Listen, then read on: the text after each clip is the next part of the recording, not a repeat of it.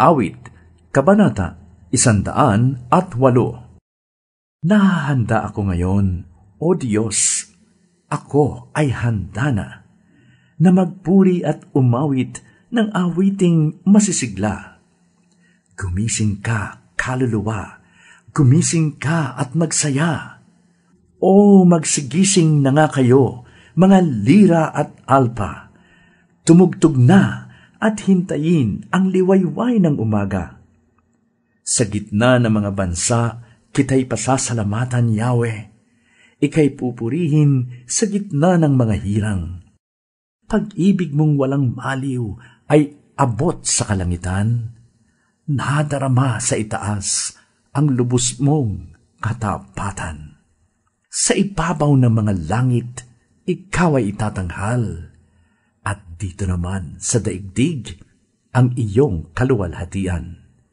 Sa taglay mong kalakasan, kami sana ay iligtas, upang kaming iyong lingkod ay hindi na mapahamak.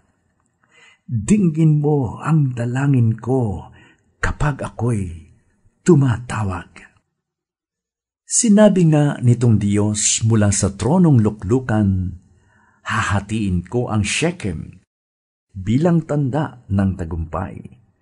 Paghahati-hatiin ko ang sukot na kapatagan, matapos na gawin, ito'y ibibigay sa hinirang.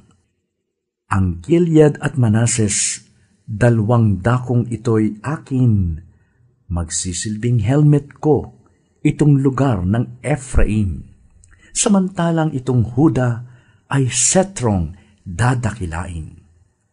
Ang Moab ay isang lugar na gagawin kong hugasan, samantalang itong Edom ay lupa kong tatapakan. Doon naman sa Filistia, tagumpay ko'y isisigaw. Sino kaya ang sasama sa lakad ko, Panginoon?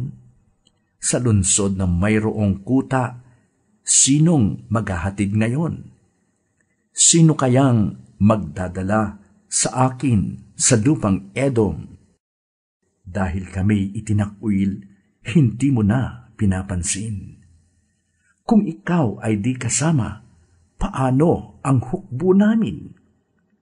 O Diyos, kami tulungan mo sa paglaban sa kaaway, pagkat ang tulong ng tao ay walang kabuluhan.